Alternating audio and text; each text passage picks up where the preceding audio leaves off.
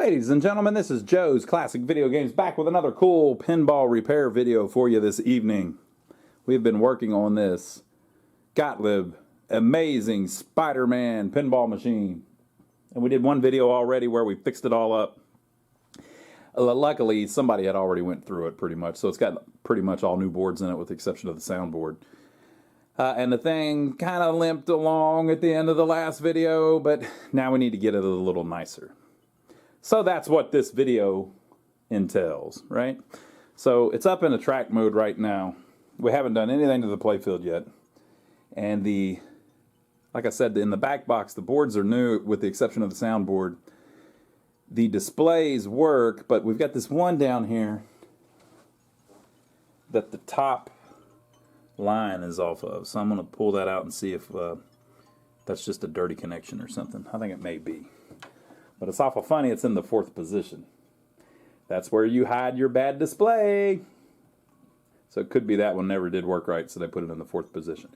So I'm going to turn it off, and I'm going to take each display off, clean the connector on the back, get it nice and shiny. Might use that magic eraser over there. Get it nice and shiny and then put it back. And when we get to that 4th one, we'll see if anything, there may be like a pin on the display that's loose or something. Hopefully we can bring that back. So let me see what I run into. Okay, so with the game off, I took the display off, the one that we've got a problem with, and I cleaned the connector, and then I plugged it into another one just to make sure, and it's got the same problem. So the top segment is missing. So luckily, usually on these the glass is fine because they ran at a lower voltage, these Futaba displays. So I'm going to take it in the back room and see if we can fix it. Okay, folks, so if you look in the schematics, or in the manual, it shows how simple these little displays are. You could probably figure it out even without them. But a lot of the lines just daisy chain together. And so if you've got a problem on just one display, it's got to be either the actual connector or the glass or the two chips. There's really nothing else on it, you know. It's just a simple little board that just connects everything to the glass. And usually the glass is pretty reliable. So the way they made it work was they had these UDN 6118A chips, and there's 2 of them that are identical on the board, and one of them is the digits, and so it gets a signal and it enables the digits, and then one of them is the segments, so it gets a signal and it enables the segments. So our segment A is what's missing, and A is pin 18 on Z1. But there's really nothing you can do, and Z1 is this one. I put a little X so I'd keep it straight. There's really nothing you can do to fix it except change it. 1, 2, 3, 4, 5, 6, 7, 8, 9. So pin 18 is up here. So it gets its signal, I guess, for that one in pin 1 and out 18. And both of those have a good connection. So we're going to try to swap the chip. So I'm going to carefully take it out because I think these are kind of expensive, I think. One of these chips on some of these displays is kind of getting harder to find. I think this might be the one. But I'm going to carefully take it out and save it just in case that's not the problem. I'll still have the chip. And then I've got another one here that I must have took off some other display at some time. This is a used one, but we'll try putting a socket in and putting this one back in and see if that fixes our problem. So I'll remove that chip and put a socket in. Okay, folks, that seems to have fixed it. Look at it. I saved it all these years. Just for a moment like this. Now, sometimes, I don't know about on these Gottliebs, but on sometimes you'll get where there is a short in the glass. And so what'll happen is you'll fix it like that, you'll put a new chip on it, and then it'll burn out that chip too. I don't think that really happens on these that much because they run at a much lower voltage. They run at like 60 volts. So usually you don't end up having problems with the glass, except if they get dim. And then you can usually charge them back up a little bit. But we'll keep an eye on that. But I think we fixed that display. And we cleaned the connector on the other ones. I have to put a little tape on that second one. It came loose again where it's hanging down a little bit. But there's really nothing else in the back box other than the ground mods. So we're going to have to work on that. If you don't do the ground mods, they trip. So they'll lock up and things like that. So we'll probably have to do that. But we also need to do the playfield. So I think the next thing I'm going to do is we'll start disassembling the playfield and see what kind of shape we can get this sucker into. So I'll set up the tripod and we'll start taking everything off.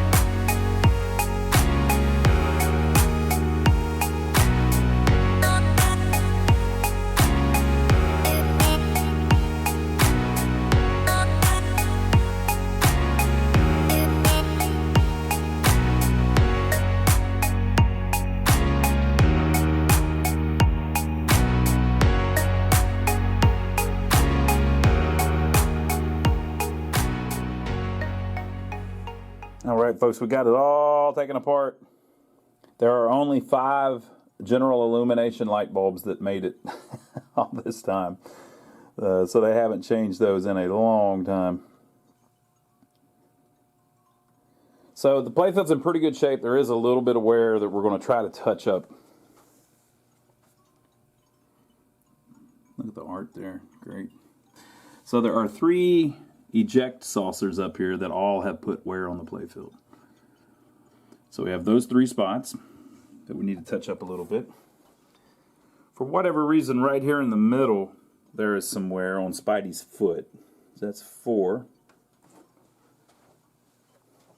And then there is a little wear around these inserts here. So there's actually 1, 2, 3, 4, 5, 6, 7, 8, 9, 10, 11 of them have wear in varying degrees. So we're going to try to touch up a little bit of that too. We're not going to get it perfect, but we'll get it more presentable than that because this is kind of a high-end machine for what we do. People will enjoy this one very, very much. So that's what we're working with. The flippers are a mess too. This one's about right, but this one's too low. But all in all, it's a pretty clean little playfield. It's not bad. I mean, it does have wear, but it's not the end of the world. So the next thing, we need to wipe it down and go over it a little bit with a magic eraser, but we're not going to go crazy with it. There's just a little bit of wear here and there that we need to clean off the dirt trails from. So we'll clean it up a little bit and see what kind of shape we can get it in to start with. Alright, so we wiped it down. I went over it with a magic eraser, but I didn't go crazy on it. I was just trying to get the ball trails and stuff off of it. So it was pretty rough in the shooter lane. And then the ball trail was black. Now it's looks like unfinished wood with the varnish off of it. And it cleaned up very nice. But I think it deserves a little touch-up. I'm going to go sparse with it, though, people. I'm not going to go crazy with this touch-up paint. I do sometimes. Sometimes I go nuts with it, but first of all, this one isn't very bad. There might even be, if it was a lesser title, like if it wasn't as cool as a Spiderman, I'd probably just leave it alone, because nobody would really care if it had a little bit of wear on it. So that's one reason that I'm not going to go crazy on it. And then the second reason is, you know, I'm not super talented anyway, so it would be hard for me to make it perfect. And then the third reason is because the way it's printed, so it's got this gradient thing going on. So, you know, that's really orange with little yellow dots on it. From here it looks like a certain color, but really it's orange with little yellow dots on it. And up here, it's orange with bigger yellow dots on it. So you got to kind of... I'm going to do it back like that, but I'm not going to go crazy with it. His foot should be super easy to do. And then up here, it's a little more complex, but the good news up here is nobody's really looking up there. So I'll grab the paint, and we'll start trying to mix something up. I guess first I'll try to ink in some of the lines that are missing. Down here, there's really nothing like that, but his foot has some lines that are missing. And up there has some lines that are missing. So whenever I do that, I use a acrylic paint pen. I do everything in acrylic because you can wipe it back off. It doesn't, it'll wear right away. You can literally take water and just wipe it right off the playfield. But if you clear coat it, it doesn't do that. So I use these Montana acrylic paint pens whenever I'm doing black. Seems to work really good. So I'll take the pen and I'm just going to redraw in some of the black lines. And the reason I do that first, it actually should be done last, but what I do is I do it first and last. I do it first because it kind of shows me where the boundaries are. Now on his foot, I guess I won't though, because I need to paint all that red and it's all one color and it's obvious. But like up here, for instance. If I go ahead and draw that back in, then I can tell what parts need to be green, what part needs to be white, and what parts need to be yellow. So it just makes it like a paint by number. This one doesn't really have black in it except for the sign there, the Gottlieb label. So I'll just put that little line back in. Same over here. And then we'll kind of mix up some paint and see what we can get it to look like. We got to make those three those three ejects disappear. We've got to make his foot look better, and then we've got to try to fix up some of these. I cleaned up around the pop bumpers too, those little mylar skirts that go around them. Some people get rid of those. If you're clear coating the whole playfield, I guess that would be a good idea, but I like to leave them on there because they're there for a reason. They protect the playfield from getting ate up by the ball as it bounces off the pop bumper. So, but like I said, I'm going to go light on it because it's such a nice, the artwork is so nice and everything. I don't want it to be obvious that I touched it up. And so I'm going to try to minimize that by not trying to make it where I fix every little thing, right? So let me go get some paint and we'll start mixing some stuff up.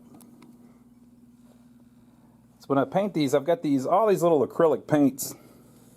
This is just cheap little hobby paint you can buy at Michael's or Hobby Lobby or wherever you get your stuff. And since we do this all the time, I just have a ton of them. I've got like 60 or 70 different bottles. And so this particular one that seemed kind of close was tomato red. And wait a minute, I did you wrong. Primary red. So I took primary red. It was a little bit too bright. I poured a little orange in it, bright orange, because it's Spiderman, so it is kind of a bright red, but it's not out of the box, out of the bottle red. It's a little off. And so it's still drying, but I mixed it up and I got it pretty close to the color of his shoe. I think that's going to be a good match because of all of the black lines. So if you can repaint something and it stops at a line and you do that whole area, whenever you put the line in to, you know, frame it out, it plays a little mental trick with your eyes, and you see that you don't notice that it's a slightly different color. So I think that will look pretty good once we get the black line back on it. His boot right through here had some little white spots on it where, you know, kind of like this. And so I did a little technique. You can see I've got paint on my fingers. I just put like a little bit of paint like where all the dots were. And then you can just, literally, it's acrylic paint. You can just kind of rub it a little bit and rub all the extra off. So basically I rubbed off all the extra that was, you know, on the regular Playfield, and it left the spots that were on the places where the paint had chipped away slightly. So you just kind of, basically we were kind of just smearing it in the spots that were missing it. So once that dries, I'll ink those black lines back in and it'll look a lot better. Up here at the top, there was just that one little spot where it goes down into the logo. Touch that up a little bit. And then there was a little spot here where there was just a slight little bit of red. So I painted it back in over the line. You see it's a pretty close match.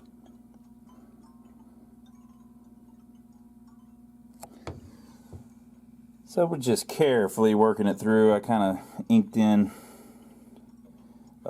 what's this guy's name? The crocodile guy.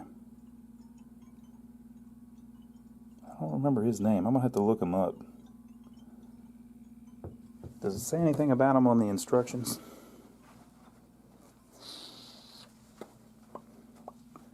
Nope. Well, I have to look him up and see what his name is. And the ant. What her name is. I might have to go do some Spider-Man research. Okay, so we still got a lot of orange, and there's like a burgundy there by his foot we need to do.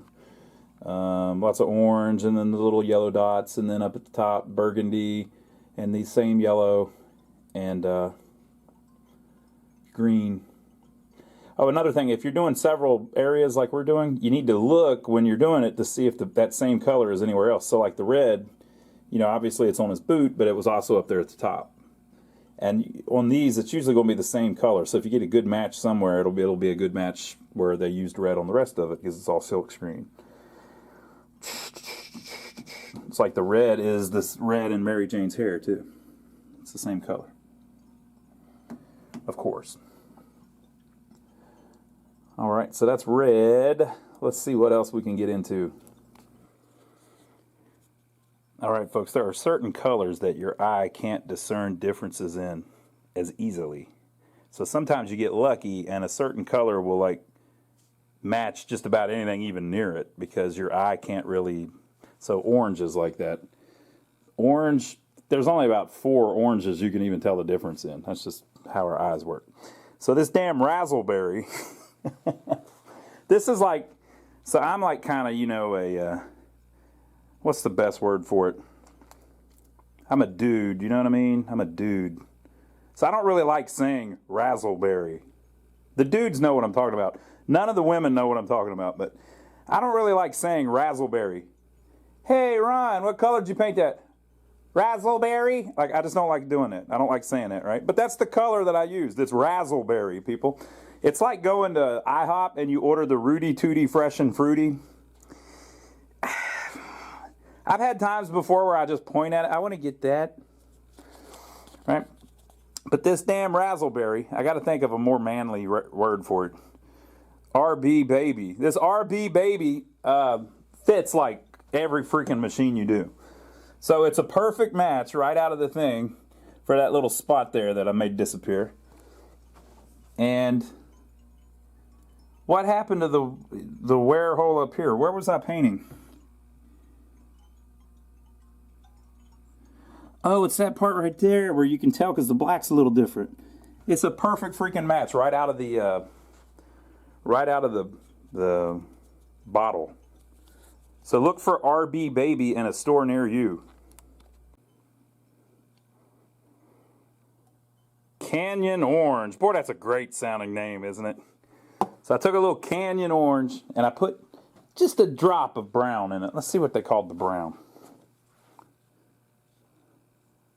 Burnt Sienna.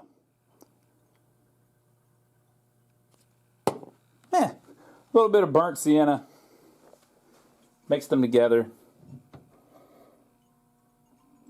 What do you think?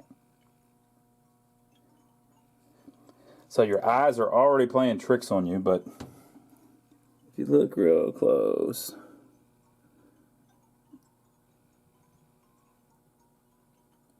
it's a little bit off.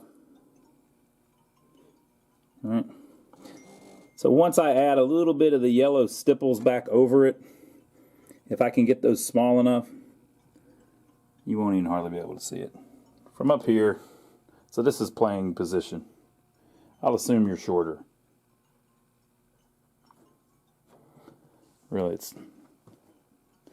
I mean, come on, folks. It's starting to come together. It's starting to look a little better than it did. Oh, what do you think of his foot? Not bad, huh? Getting there.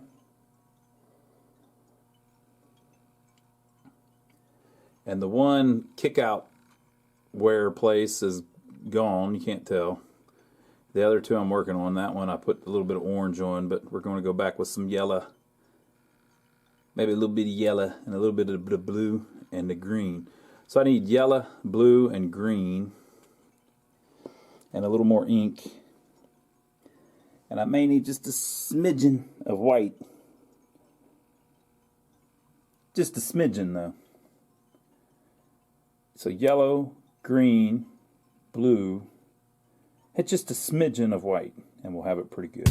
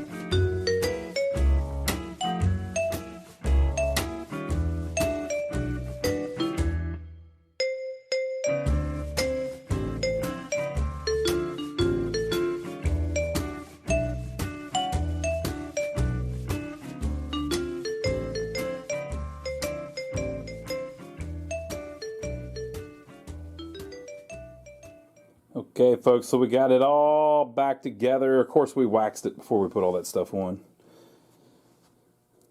I think the touch-ups came up pretty good. Can you see the one that's sticking out a little bit? The 3 isn't all that great. That's a little off. Nah. But you can see that they also made some. Look, it was printed that way. Some of them are just messed up from the print, so I don't know. So the 3's not great, but it's all right. Shined up good. Once you've got all the other accoutrements on it, it looks pretty sweet. A lot of people would never even notice that. Up there at the top, it's even better, in my opinion.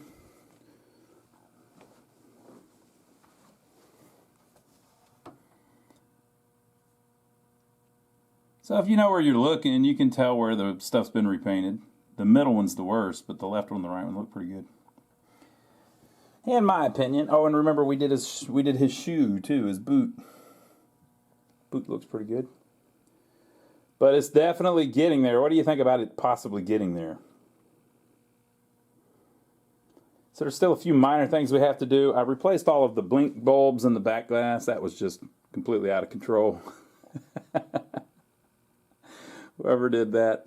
That was just out of control. Look, the display is almost completely Christined itself. So whenever you have a dim display on one of these Gottliebs, just leave it turned on for a while. It'll fix itself. It's basically got some junk on the filament. You can zap it and everything if you're in a big hurry, but if not, just play it, and when you look up in a couple weeks, it'll look just as bright as the other ones. Got all the bulbs working. I did have to replace a couple lamp sockets, but that wasn't that big of a deal. I didn't film it. Oh, when I adjusted the flipper layout. Now, the way I do that, Pete, you can do it different ways. See how the two flippers are at different angles? The reason I have it like that is because what I do is I line it up with the end lane so you get a smooth shot. So the ball rolls off the end lane right onto the flipper. Rolls off the end lane right onto the flipper. And since these are at different angles, my flippers are at different angles.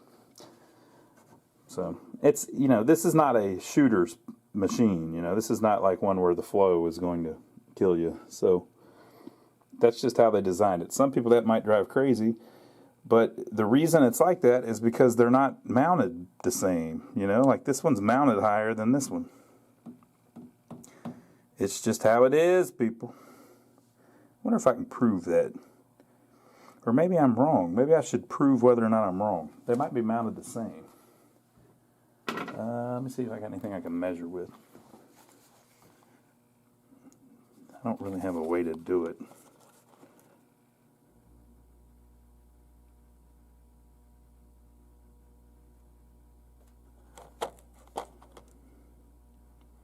Yeah, I can't tell a way to make it, to measure it properly.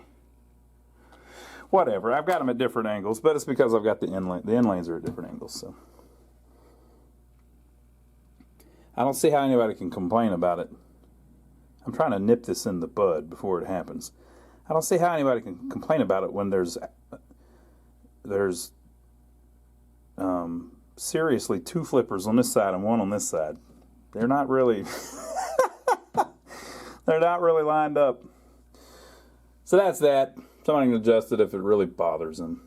Oh, and all of the drop targets should be these little spider targets. Somebody had replaced these ones with two red ones because I guess they'd broke them at some point. But they look good, so I left them. That's something you could order, I guess, if you wanted to. All the plastics are in good shape and ended up looking pretty good. Cool game. It looks fantastic. But you know what's going to make this game even better? It's going to make it even better when I put a new back glass on it, which I'm going to do. Just not tonight. So I've been talking about the ground mods. So this thing has all new boards. You can. I haven't had any trouble with it.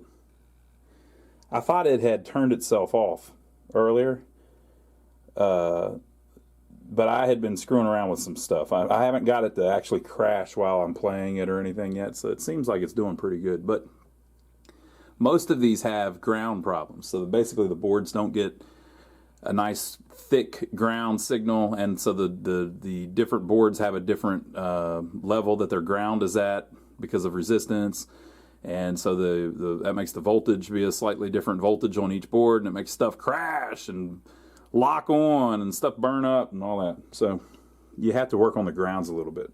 On this particular one, it's got a brand new power supply, and it's got a nice harness running from the power supply to the main board with no problems.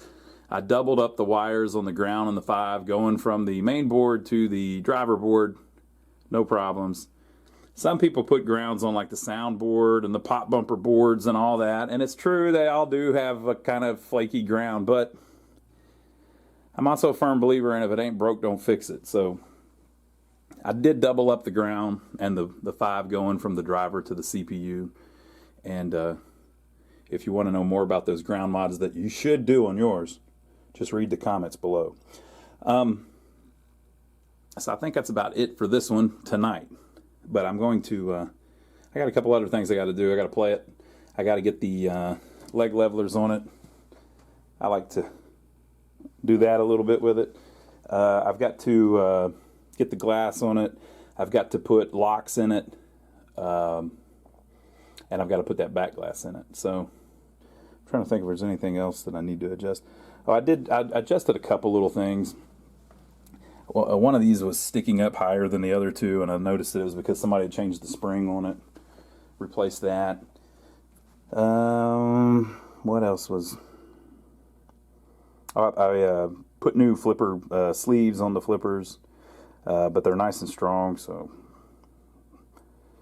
Really, I mean, I could buy a rebuild kit, but when they're already going, schwap, schwap, I can't bring myself to rebuild them. Yeah, so that's about it, I guess. So leave your comments below. Let us know what you think so far. How do you think the touch-up turned out? What do you think? Good? No bueno? What do you think? Hope you're enjoying this series. Make sure to give us a thumbs up for taking the trouble to film it all. If you didn't see the other videos, go back and watch them. And below you will see a link to Amazon. We appreciate all the people that have been using our Amazon link.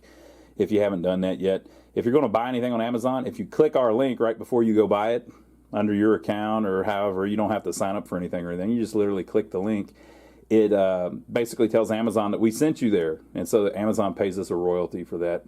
And a bunch of people have been doing that. And we appreciate it, folks. People have been buying all kinds of cool stuff, and that's cool. We don't make a fortune off of it, but it's kind of neat. It gives us like, I think it's usually 3 or 4% of whatever you buy.